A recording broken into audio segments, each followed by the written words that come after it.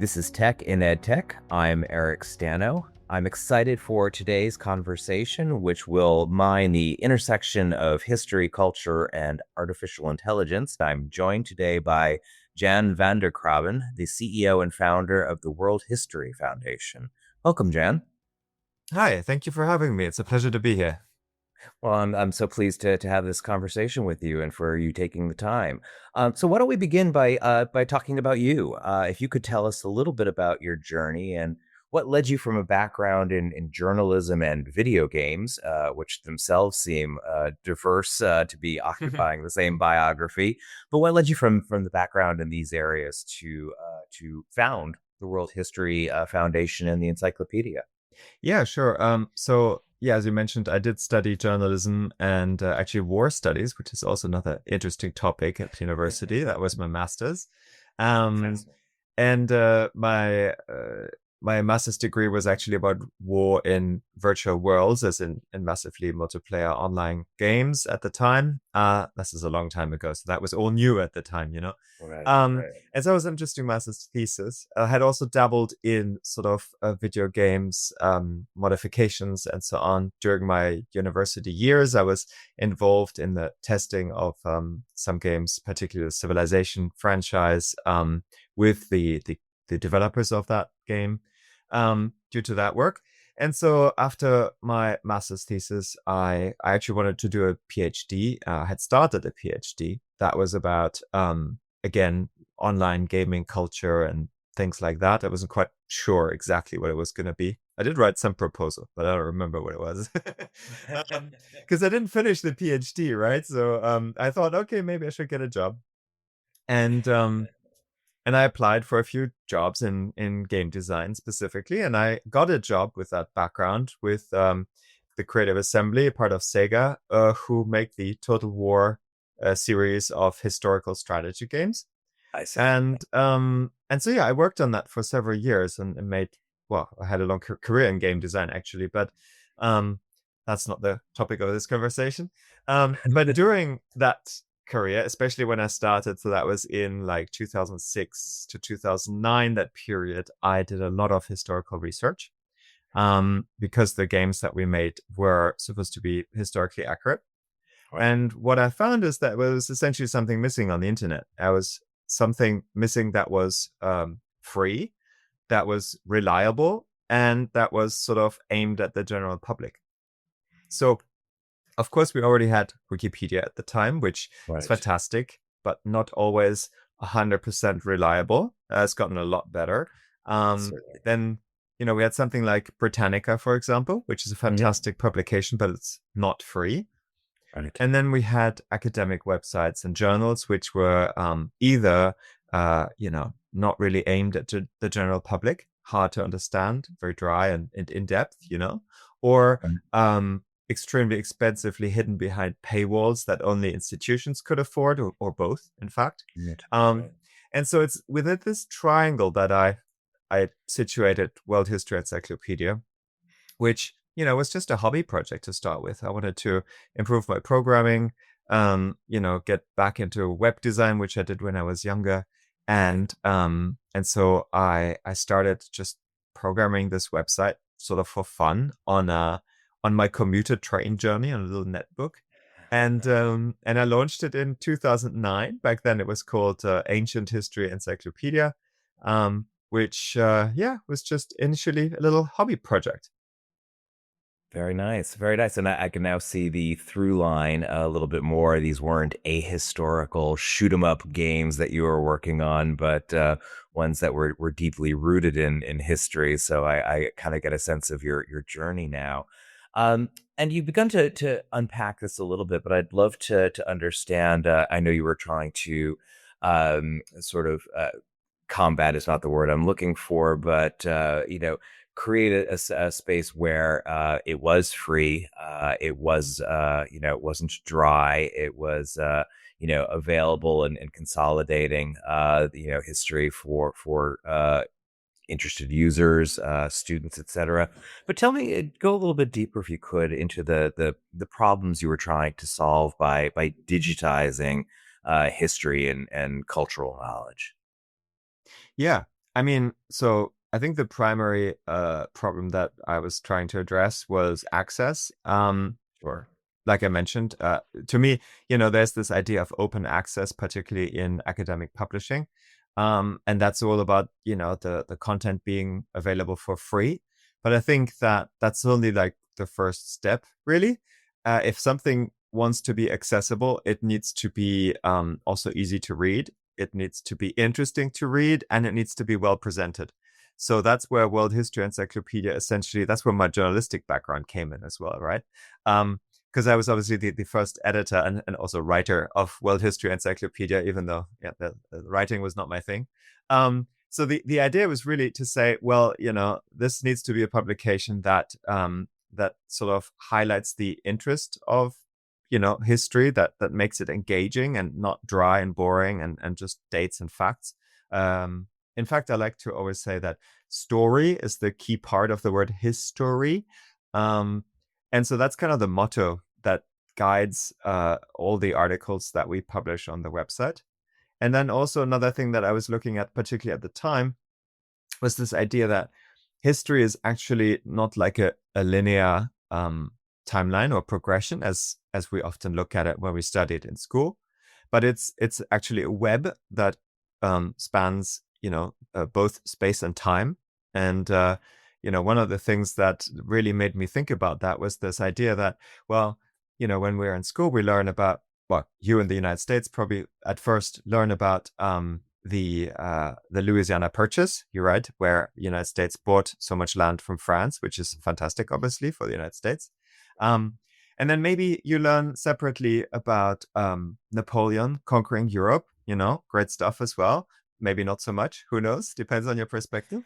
Uh, and then you learn also in a completely separate sort of window on history. You might learn about the Latin American wars of independence, Simon Bolivar, and all these people behind that. And what isn't really taught is that they're all connected. That you know France needed the money to wage Napoleon's wars and therefore sold Louisiana to the United States. And then that France conquered Spain, basically decapitated the Spanish Empire, and gave all these colonies in Latin America the chance to declare independence. These are all connected. And I think the way it is often presented in school, it's like these are sort of separate windows that we study. And often these connections are missing. And so the whole website was built around this idea that all the articles, all the images, the timeline events, everything is connected behind the scenes as kind of a web, which obviously the internet is really good at through hyperlinks. But we built a custom content management system that essentially represents all of these connections in the database and therefore is able to automatically link between all the content that we have, in order to make it really easy without too much human or editorial input, to allow people to sort of do a deep dive on history and really discover all of those connections just by clicking on links on the website. Well, and I love this notion of history being a web. And as I confessed to you before we began recording, I was a humanities student and publisher. And I also love the emphasis on the story part of Mm. history. I also have several jokes that I could make about your presumption of what Americans are learning, historically speaking. I'll lose half our audience if I make any of those jokes. So I'll just keep moving on. Yeah. But I'd like to actually explore for just a moment, why you think it is. You mentioned access being one of the problems you were trying to solve.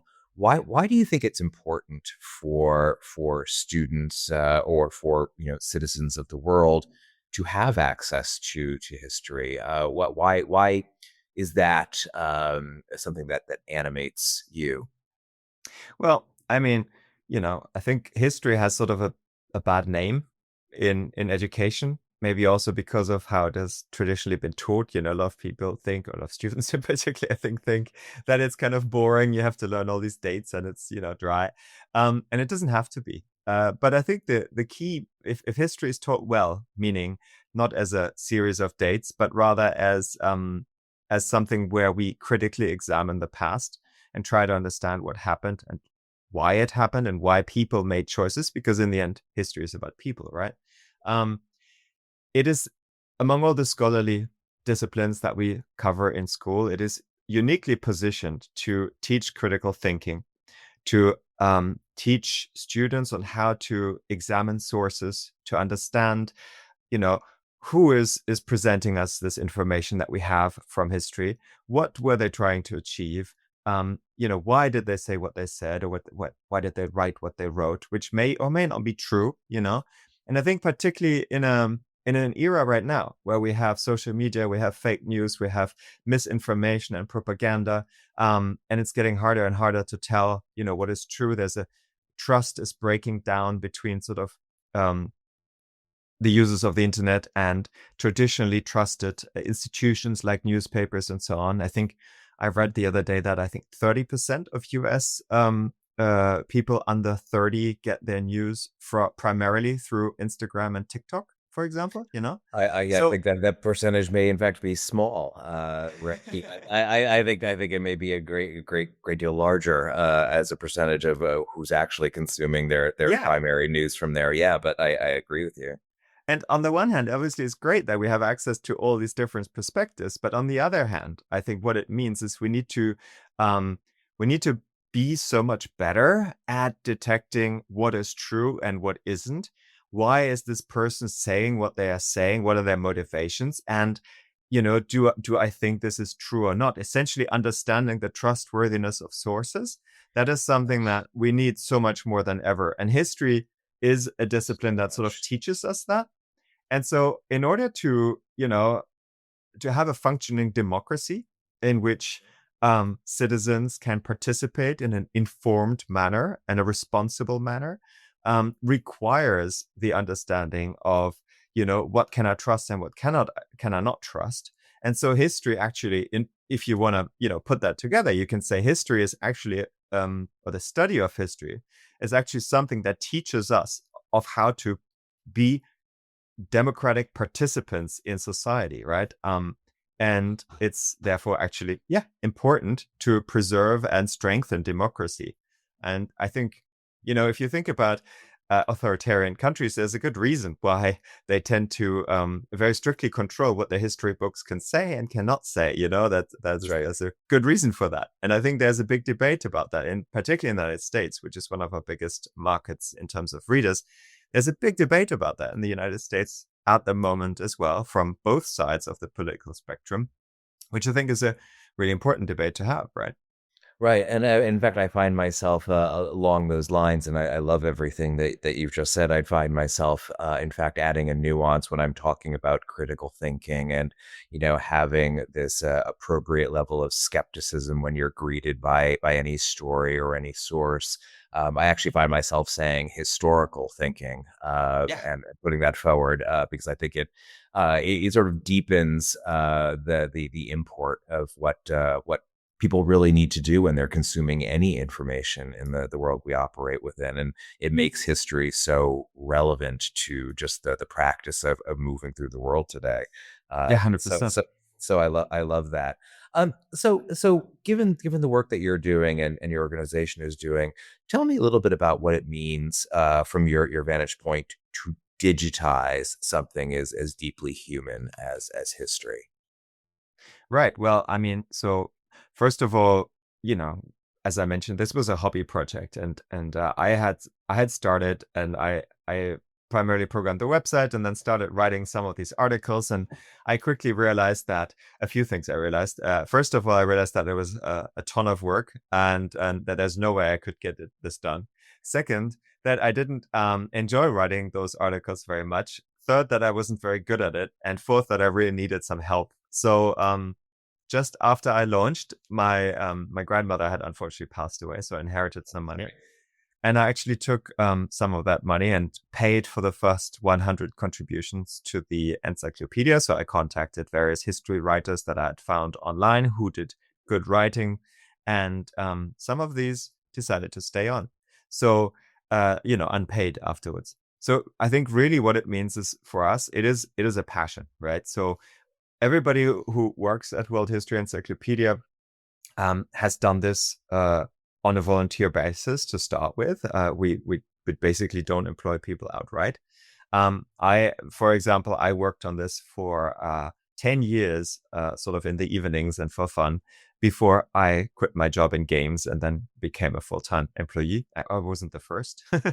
um, and so, yeah, it also means that we essentially look at what does the curriculum need, and so we primarily look at the U.S. history curriculum, both for the but for U.S. history as the subject in U.S. schools, right, as well as the U.S. world history curriculum.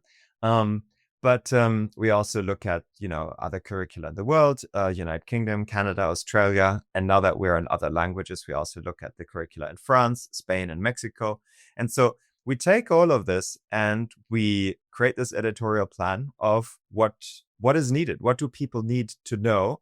What is covered in schools, and essentially we then buy all these expensive books, the Oxford University Press or Cambridge University Press books, the ones that, you might find at a library, but most people wouldn't buy for themselves. And then our writers, who tend to be historians or people who have studied similar disciplines, they take all of this research that we have in academic books and journals and turn it into an article that is not too long, like 2,000 to 3,000 words, is easy to read, is suitable for like a high school audience essentially, and yeah, they try to highlight not only what the textbook sort of wants, but they also try to highlight the interesting stories that are behind it and make it relevant to people who read it.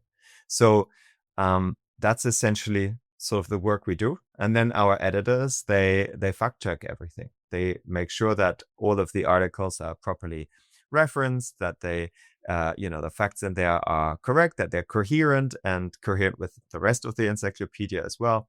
And one of the biggest and the most important things that we check as well is that, is it well written? Is it interesting to read? Or is it just a dry list of the facts that, I don't know, the textbook might want? So that way we ensure that whatever we publish is not only suitable, but also engaging. Right. And given I appreciate the walkthrough of what you all have to go through, and it sounds like it's a Herculean, borderline Sisyphusian task to move through this huge corpus of content and distill it into something that is consumable and engaging and something that people are going to want to avail themselves of.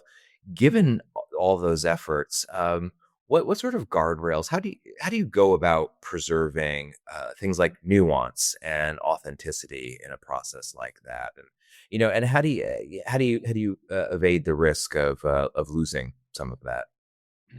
Well, I mean, we're all human, right? So there's always a risk of getting things wrong or having some sort of bias or perspective. But I think what is really important is that our team is distributed literally all over the world. So we have people in North America and South America, Europe, India, Australia. So we have a very, very global team. And that really helps us to sort of weed out unilateral perspectives or biases that might be more prevalent in some parts of the world than others. Because, I mean, one of the things that is often leveled as a critique, of course, in history is that history often is presented in a very Eurocentric or Western-centric way. So we always try to avoid that. We also, when we look at the sort of history books that our authors and researchers get, we always want to make sure that they are not all like written from a Western perspective, but we always make sure that there is in the mix books that are written by historians, archaeologists, researchers who come from the countries that we cover in that sense. And essentially that's how we try to do our best to create an as impartial as possible, as unbiased as possible perspective that represents the current scholarly consensus. So, of course, sometimes you have, I don't know, exciting new research that's come out, and we might mention that. But, we will then mention that this is recent research or something like that, because in the end, we know that our encyclopedia is used by tens of thousands of schools all around the world, and students sort of need to get the facts right and sort of also represent what the textbook says. So when there's new research that may, you know, contradict what the textbook says, then we will phrase it in such ways that, you know, the scholarly consensus is that, but recent research suggests that this or that may be true, you know? So we always try to nuance it in that way. And when there are historical debates about topics, where historians themselves essentially don't agree, that, like the researchers, then we try to also always represent the debate and the different arguments presented without, trying to take a side as much as possible, of course. Yeah, I was just it is interesting, and we could spend hours on this. It sounds like there is a sort of you're animated to combat, in some sense, that trope about how history is written by the winners, and Absolutely. provide alternative perspectives, surface the debates where there are debates, and evade that sort of reflexive Western perspective on things. So again, we could spend many hours, I think, talking that through, but I want to shift topics a little bit and move toward, again, the fact that we're already talking about the fact that this is all going online. You want, everyone to have access. So you're digitizing all of this information, and you're digitizing it in a world that is now informed by AI. And I'm curious as to whether you see any risks in turning cultural heritage, broadly speaking, into AI data. How in that context are you balancing access with responsibility? Yeah, I think there are two sides of this story. One side is, obviously they're the big AI companies, OpenAI being the most famous one with ChatGPT, or Google, and Claude and the others. And then there's how we use AI internally at World History Encyclopedia, and sort of the research AI that we've published on our own website. So I think these are two slightly different topics, and I want to address each of them separately. Initially, focusing on the big corporations that publish these AI models, I see that as a very big risk, actually, for cultural heritage, but for human information and knowledge in general. I think we are entering sort of an almost Orwellian time period where, in the end, a handful, and it's literally a handful, if not less, of companies control information retrieval for the world. And, we can say, oh, they are probably all good stewards of information, and they use algorithms that are neutral. Algorithms are never neutral, and we know that, and we can see that when we see how any algorithm change in social media suddenly elevates or suppresses certain voices, right? And we've also seen at the hands of, well, let's look at what Elon Musk is doing with his AI. He's very explicit about it. That's a great example, therefore. He says, Grok is not woke. Grok is not representing woke views and so on. He's even now made his Grokipedia, which is like a rewriting of Wikipedia that is not woke. So, okay, Elon Musk is very vocal about his view and the fact that his AI is actually political, in the sense that it represents a certain worldview. Now, the others are not saying this publicly, but I think that, behind the scenes, who knows what's going on? And if we have like a few companies that everybody in the world uses to retrieve information, then we have a problem. And I think with AI, we are increasingly seeing that information retrieval with AI is so much easier than Googling something. So if we have a handful of companies that are essentially controlling all information, we have a problem, because it is so much easier to look for information using AI than to look at, let's say, a Google search and clicking through 4, 5, 6, 7 different websites to try to find what you want. And in that process of clicking through the websites, you would have encountered potentially other views. You would not necessarily have gotten this one coherent answer. But yeah, it is so much easier to go into ChatGPT, Gemini, whatever you want to use, and just ask a question. It'll give you an answer. It will sound reasonably correct. Coherent. Yeah. Yes, it will cite some sources. But if you got a correct answer, are you gonna check those sources? Maybe not. So it is something I think that is very concerning. And it's something that as well, like, us as an encyclopedia and any encyclopedia for that matter, I think it's a question like, is maybe AI the encyclopedia of the future? Or is there a space for a separate encyclopedia like ours? I like to believe, obviously, that there is, because I think that some many people still will want to follow a source that they trust, and I think the trust in AI is not quite there yet, particularly in the education space, which is where we've seen a lot of growth in the last few years, particularly since AI was launched.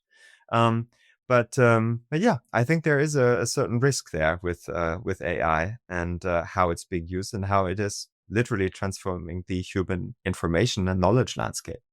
Right. And now that we've sort of established a beachhead relative to AI in our conversation here, let's talk about some AI specifics that are related to the World History Mhm. Encyclopedia and your recently launched History AI chat. I'm curious what inspired its creation and how it's going to be different than other AI tools. Sure. Well, I mean, so first of all, AI chat is how we called it when we launched, which is an interesting thing, interesting story behind it as well, because what we wanted to create essentially is an AI that would use the World History Encyclopedia data that we have from all of these articles and provide simple answers that are cited with a clear bibliography to clearly indicating, which articles does this information come from, so that people could then click through. And we tested that with many teachers. So we have this what we call the Educators Council. It's over 100 teachers, professors, and other educators who, are willing to sort of test things for us and give us feedback before we publish it live. And so the idea was to create this AI chat that would, you know, do exactly what I've just described. And with the feedback that we got is that, teachers loved the fact that it was sort of providing the sources from our encyclopedia. But what they didn't like is that the answers were, quite long, similar to what you would get when you type the same question to ChatGPT, for example. Um, and so for an educational context, teachers wanted shorter answers and more focus on the sources in which the information was found. So the fact that we called it a chat also, I think, put a few people off because they immediately connected it sort of with ChatGPT and the sort of dislike that they have towards it potentially. Um, Particularly in the education space, for good reasons, I guess. Um, and so, in the end, what it has become, since we made the initial announcement, it's really become more of a research tool. So we have shortened the answers. You will now get a shorter answer from our AI than you would get in the sort of Google AI summary if you were to type the same question. And we are making the source links much more prominent. And also, one of the things that we've done is we've partnered with Open University, which is a big university here in the United Kingdom, who operate the core database of open access journals, it's called. And that is a global database of open access journals and research papers. And so our AI is integrated with that so that any question about history where maybe World History Encyclopedia hasn't covered it yet or not in enough depth, the AI will actually consult the academic journals in order to then provide the answer and obviously cite the academic journals as well. So in that sense, it has really now become a tool through which students are able to engage with a corpus of knowledge that is potentially way above their sort of academic level in an easy to understand way, because the answers, they still remain student focused and appropriate for students. So just because it finds the information in an academic journal doesn't mean it'll use the same language. So that's kind of what we've created. And so far, the feedback has been really good. Of course, there are always people who hate AI, which I do get. but yeah, I think seeing it more as a research tool that helps you surface information and make sense of it in a quick way, rather than providing sort of comprehensive answers, is how we found it has become the most useful for teachers and students. And it sounds like you've in some respects constrained the information, the corpus of content on which it can draw to the encyclopedia and to the core. And I can intuit that the trade off you're trying to make there is trying to diminish hallucinations or misinformation. Do you find that you've made any trade offs in making that decision? Um, no, I think so. Initially, we started to just use the World History Encyclopedia's content for the AI, and we did find that there, on questions where we had plenty of information, the answers were great.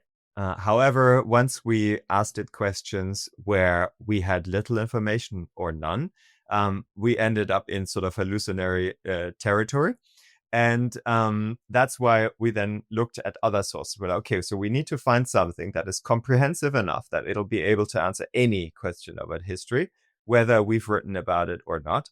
And so that's how we ended up with the core database of open access journals, because it contains, I don't know the number, millions of research papers. And that way we've made sure that all the information that is sourced is highly reliable. This is, from peer-reviewed journals and our own content, and equally that it can answer absolutely anything. We also put in checks, of course, that because we knew that students would be using this, and we knew that students would ask stupid questions or silly questions, right? Questions that are inappropriate as well, potentially. There are no stupid questions, Jens. No, no, no. That's true. Not stupid, but inappropriate. Let's call it that. That's probably a much better word. Fair, Um, fair. and There are those, yes. yes, they had those. Not suitable for school use, sort of thing. So we did put like a lot of guardrails in so that it will not answer essay questions, that it will not, answer inappropriate questions. It will not answer questions that are not about history, things like that. Just to ensure that it is a research tool that could be used like live in a classroom, and it'll remain, within the bounds that are expected for an educational environment. Right. Well, that's the perfect word to use to catalyze my next question. You've begun to talk about some of the sort of the boundaries you've created there, in terms of the selection of that corpus of content, and the way in which it will field certain questions. Are there other important boundaries, guardrails that you've put in place that you think are important for potential users to know about? Well, I mean, we have put what's the opposite of a guardrail? I don't know, openings as well. So, for example, we know that a lot of our users are actually teachers, not just students, but teachers who want to either learn the history themselves or to prepare for a lesson, and to look up some facts or whatever. And we've seen as well that many of the teachers actually want to use our AI tool to generate ideas for lesson plans or classroom activities. And essentially there, what we've done is that if the AI detects that the question is related to like teacher preparation, it will reduce some of those guardrails and allow longer answers, because a lesson plan that consists of 5 sentences is not very useful. So we've kind of looked at what are the use cases for this tool, and in each use case we apply different restrictions because they're just needed. And so that's one of the things that we've done recently, actually. Haven't communicated too much about it. So I think in terms of public announcement, this is probably the first time this is an exclusive announcement for your podcast. So You heard it here yeah, first, folks. yes, exactly. So yeah, the sort of lesson plan idea generation is something we recently added in there, and that is a lot freer in terms of the interaction. Um, and then the other thing that was really important to us as well is that there's context, so that the AI will remember the context of a conversation, which is, for example, not the case in Google search, when you just search each time as a new search and get one answer. So we wanted it to feel a lot more like a conversation that you would have in ChatGPT or Gemini, where if you use pronouns in your follow-up question, the AI will know who you're referring to, that sort of thing. Interesting. And yeah, send us down a rabbit hole relative to how the AI is able to suss out whether somebody is beginning to establish a lesson plan and engaging in that sort of exploration.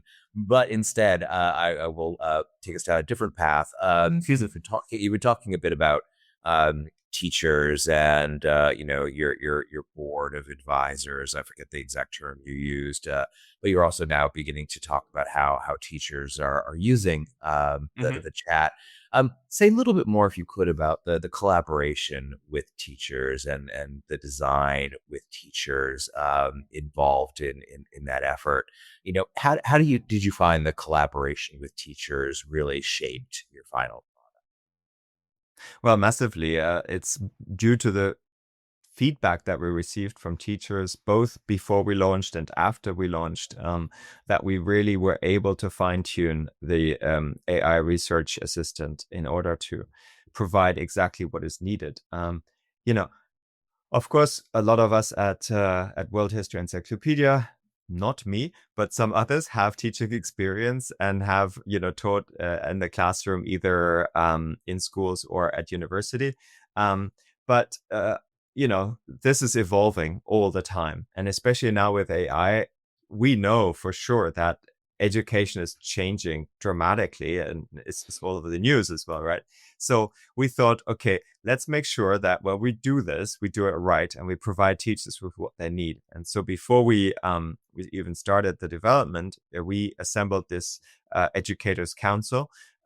So that was quite straightforward. We have a large newsletter where people have subscribed, and when people subscribe, they can choose what sort of category they fall into.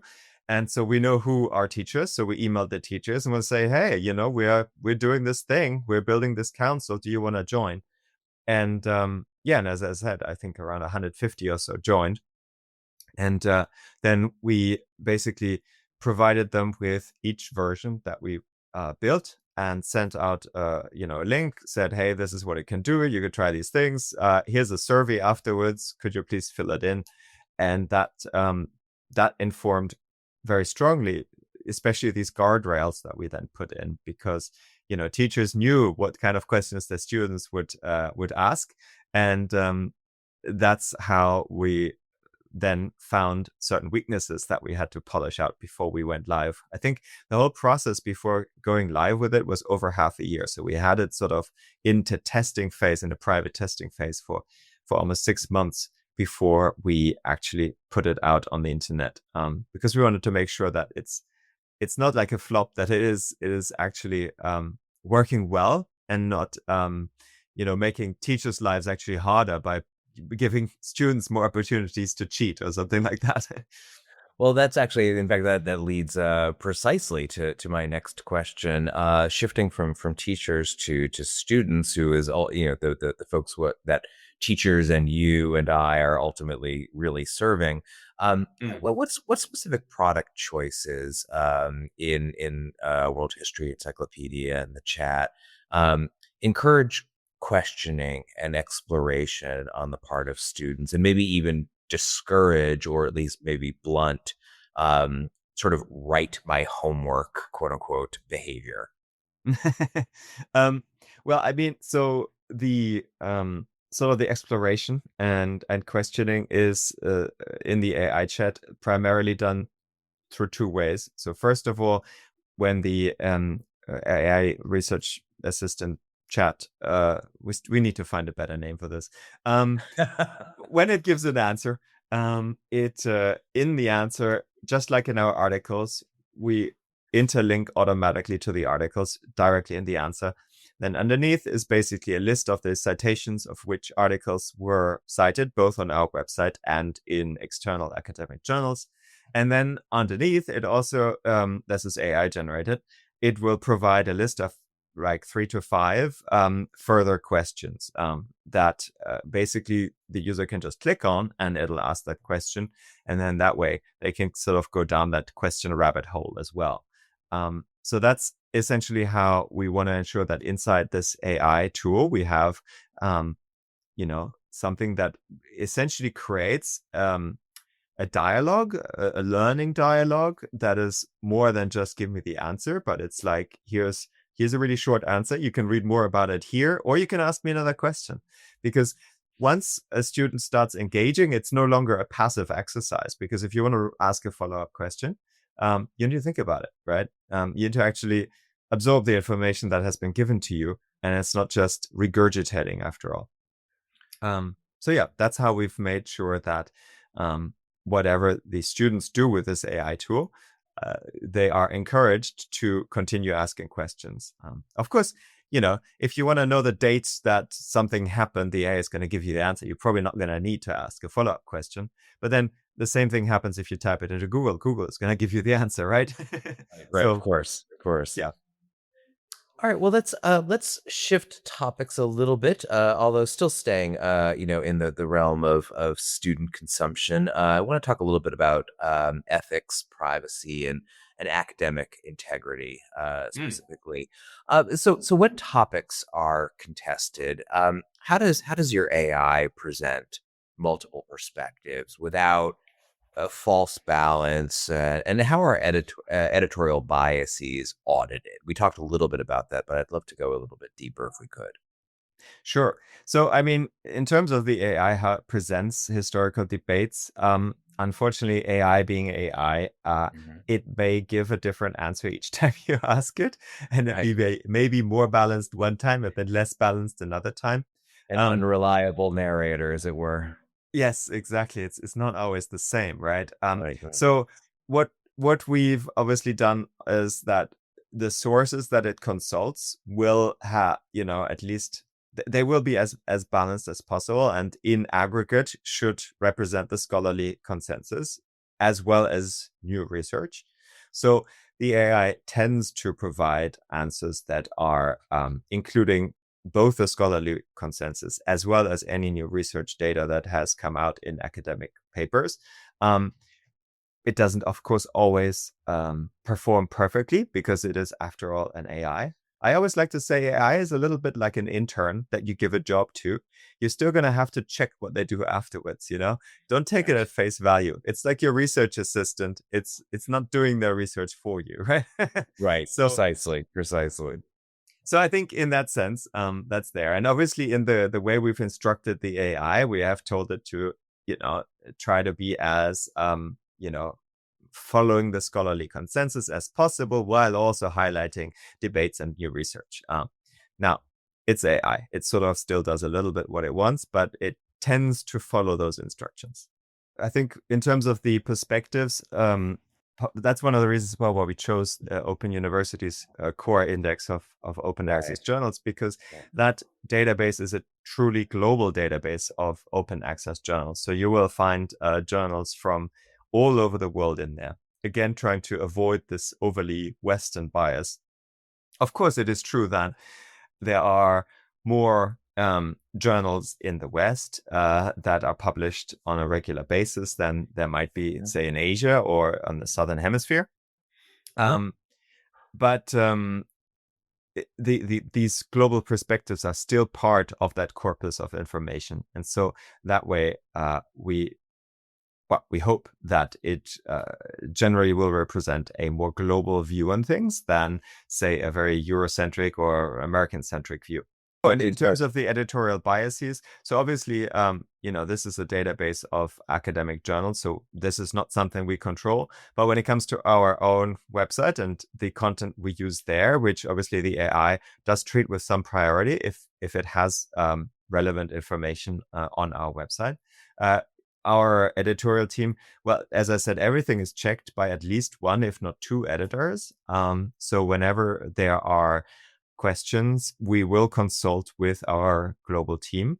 And it generally what we find is that, um, biases or sort of entrenched perspectives are quickly rooted out by just asking somebody who has a different, background on this. Right. Just a And different perch in the world, right? absolutely, absolutely. And one thing we find as well, so we do translate all our content into, I think now it's 45 languages.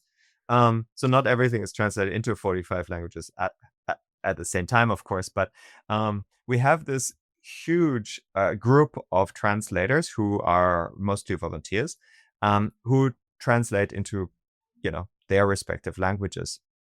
And many of them are professional translators who are a bit sick of the boring translations they have to do for their day job. And so they want to translate stuff they are into or interested in in the evening. And some people are also historians from other countries and things like that. So what we found actually with this translation initiative that we started about 5 years ago is that the translators might sometimes pick up on something and be like, oh, the way this is phrased in English, if this was read in, I don't know, say Latin America, it would be understood as this or that. And so sometimes our translators actually get back to the English language editorial team and say, maybe this could be rephrased a little bit to be a little bit more, inclusive, or to be more acceptable in this, I don't know, in my Interesting. country, Right. Uh, and so we found that,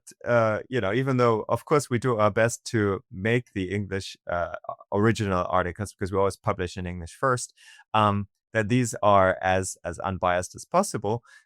There have been cases where certain phrasings or statements were seen as, potentially offensive or potentially controversial in certain other cultures. And so we've then made adjustments accordingly. No, I appreciate the fact that you have that many and that diversity of voices contributing to the overall editorial practice, even the translators in different regions of the world, helping shape the content. I think is helpful in ensuring that biases are muted, if not excised entirely. How do, if I could ask, how do frameworks like GDPR influence what's possible and responsible in AI design for you and for education? Yeah, of course. I mean, GDPR is, of course, something that has affected every website. And at least if you live in Europe, you get cookie pop-ups everywhere, which supposedly are going to go away in the next few years because the law is changing, but separate topic. So I think that the strictest actually laws in terms of sort of child protection are actually in the United States with the CCPA. And I think there's a separate law in California as well. So what we've done is we've sort of tried to establish the some sort of minimum boundaries. So we do not target our website at children. So follow the CCPA's law in the US. That means anybody 13 or under. So when as soon as we start collecting data, meaning a user registers, particularly for the United States, we ask about the age. We collect the minimum data that we need, and we collect it as anonymously as we can. So, for example, we do track every question that is asked on the chat for analytics purposes, but we completely separate that data from who has asked it. So we can't put the two together, and they don't come in series. They are just like randomly put together every question that was asked. And we just do this so that we can analyze, okay, so what is it that people are actually asking about, without being able to tell who did the asking. And we do similar things on the website. So, we do track a lot of information, for example, about what people are reading, in order to be able to provide people with recommendations on what to read next, for example. But in that case, we actually store most of that data on the user's computer so that we don't actually have the data. It's the browser that will then do the calculations and send us back the information, so that essentially we are trying to separate the user's data from our servers as much as we can, so that our servers only get the data that they need in order to then process, say, the recommendation engine or something like that. So, obviously, as soon as somebody registers, there's always personal data that we have to collect, like email address, name, etc. But we try to keep it really to a minimum, and we always follow the privacy laws, the strictest ones, as much as we can. So yeah. Great. Well, let's actually now step back again from World History Foundation and the Encyclopedia specifically. I would love your reflections just from a broader context of how you see AI transforming how future generations are going to engage with art, with history, and with culture. How do you see AI impacting that? Yeah, I think that's the $1 million question, isn't it? Sure, certainly.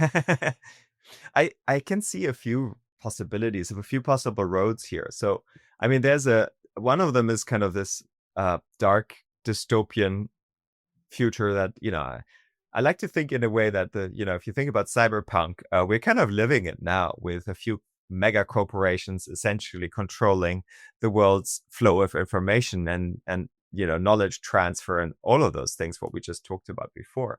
Right. And of course, there are certain dystopian scenarios where people will essentially get all their information in aggregation, meaning they will no longer consult individual publications. They might just consult AI in a similar way as, it's this unbundling. Like we used to Hmm. consume magazines in print, front to cover to back, Yeah, yeah. and we used to consume music albums in a package, and then with the internet, articles got disaggregated. You consume one article from this publication, one article from that publication, and you don't necessarily read a publication anymore, but this sort of mix of things, just as iTunes and other music players later have disaggregated the consumption of music so that you shuffle artists and albums all jumbled together. So in a way, we could say, okay, maybe AI is disaggregating text, so that instead of reading individual articles, we're only reading fragments of articles that then get rejumbled together by AI, which is kind of what's happening when you're asking AI a question. It will take phrases or even fragments of articles and then put them together, and you get your answer. So, is this going to be the way that people will consume textual information and also other information in the future? Because AI is getting increasingly good at producing audio and video nowadays, of course. So, yeah, maybe. But at the same time, we're seeing as well that people seem to value human made content a lot more than they used to. And there's a growing sort of consciousness about the importance of human made content.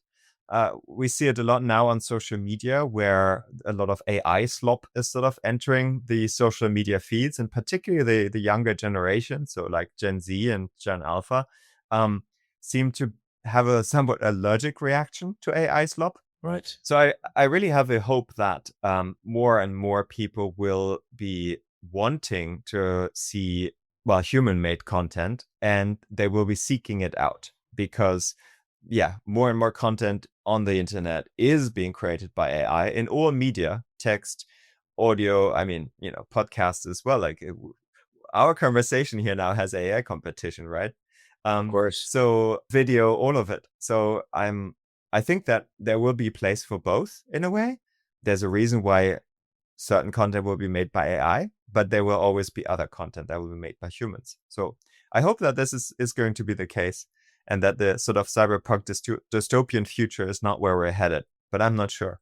Right. No, and actually, your analogies relative to consuming a magazine in its entirety, or purchasing an album in its entirety, so you get that that holistic gestalt of something. And for some reason, I immediately flashed to this idea that we're now living in a buffet world, Mm-hmm. rather than one in which you are consuming a sustained, thoughtful meal that has been constructed deliberately for you. Uh, Yeah, yeah, yeah, yeah. That's a good analogy. yeah, it is actually, and I'm just thinking about how my more culinary inclined friends view buffets. That is a truly dystopian idea. Yeah. The idea that we're going to be living in a buffet model. But I appreciate that reflection. Yeah, Um, I think yeah, you could take that even further actually, because yes, it's like a buffet, but buffet is still like real food, right? The way I see AI, it's like the ultra processed food of information, you know, like um when you look at a lot of this sort of cheap consumer food from the supermarkets, there isn't much like real food in there anymore. It's ultra right, processed. And I feel like right. AI is sort of the ultra processed medium, you know?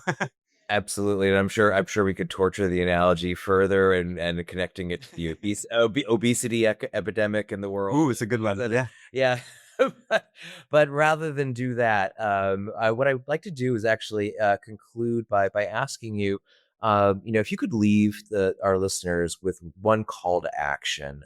We've covered a landscape of issues, the need for people to be skeptical, the different ways in which you've set up guardrails and tried to encourage the right sort of critical behavior on the part of your users. We've really covered a lot relative to history and history within an AI context. But what's one call to action, the single most important step you think from your particular perch in the world that educators and innovators can take to really preserve truth and curiosity in the age of AI, and really bring to bear that historical thinking that we were talking about at the beginning?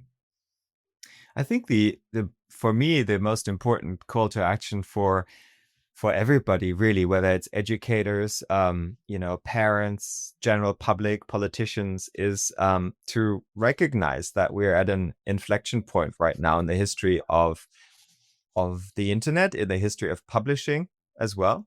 Um, Publishing is in trouble, in big trouble, and that doesn't just include, you know, encyclopedias like ours. It includes absolutely everybody.